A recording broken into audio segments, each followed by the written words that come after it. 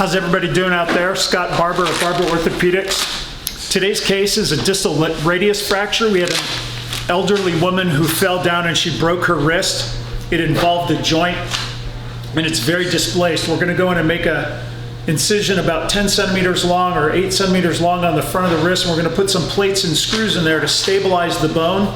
We're gonna close the wound up with Band-Aids, and the patient's gonna be able to use their hand immediately. And for an older person who's trying to get around and be able to use the shower and the bathroom and take care of themselves, it's very important to be able to use both their hands. And this operation I've found over the years really makes for a nicer convalescence. The pain is much less, and it's really nice to be able to start using your hand immediately.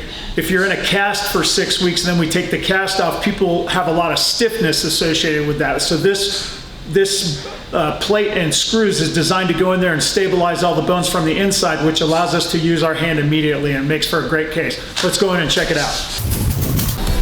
This is one of the great innovations in orthopedic surgery that's come around since I've been in practice. When I first finished my training, we didn't really have a good plate and screws to be able to fix these injuries involving the wrist. And so patients would break their wrist involving the joint surface, and they'd end up developing arthritis. They'd be in a cast for a long time and things would get stiff and be painful, and it was a very difficult recovery. Nowadays we can go in and put these plates and screws that are very low profile, that stay on the bone, and they're deep to all the soft tissues.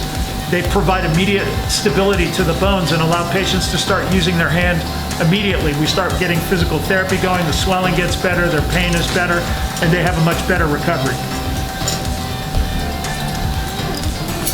What I have to do is expose the fracture site so that I can see all these little pieces, and then I'm going to try and put these broken pieces back together. It's a little bit like trying to repair a broken egg.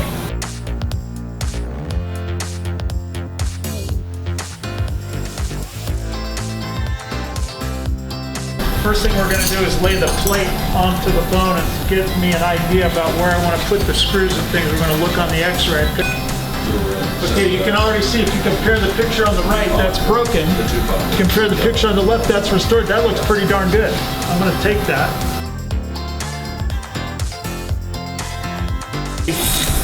2.5 drill bit.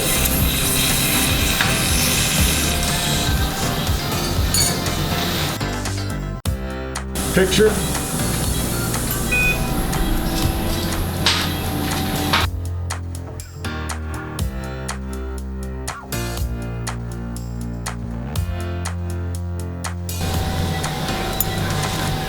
This is one of those situations where it's kind of a little bit counterintuitive, because when you sustain an injury and you think that you're going to be treated non-operatively, in your mind you think that's a better injury. In this particular case, we typically treat it with surgery, and that's a better thing because she's going to wake up with less pain because the bones are going to be stabilized, and she'll be able to use her hand right away, take a shower tomorrow. She's not going to have to be in a cast at all.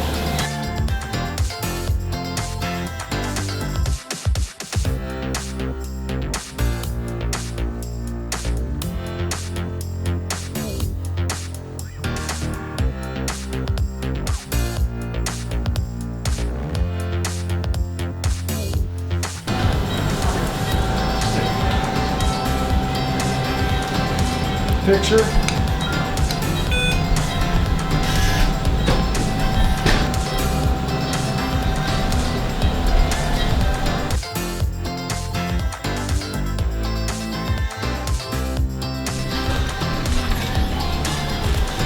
So we got a really good result with that case. Again, this is an elderly lady. She fell and she broke her wrist, and it involved the joint surface. It was like a broken egg. We went in, made a little incision. We put some plates and screws on there to stabilize it. She's going to be able to start using that hand tomorrow. She's going to be able to take a shower tomorrow. It's going to take her about 6 weeks for that bone to get solid enough for her to get back into doing her normal activities. It's a really good case. It's a really good invention, this distal radius locking plate. I'll see you guys next time.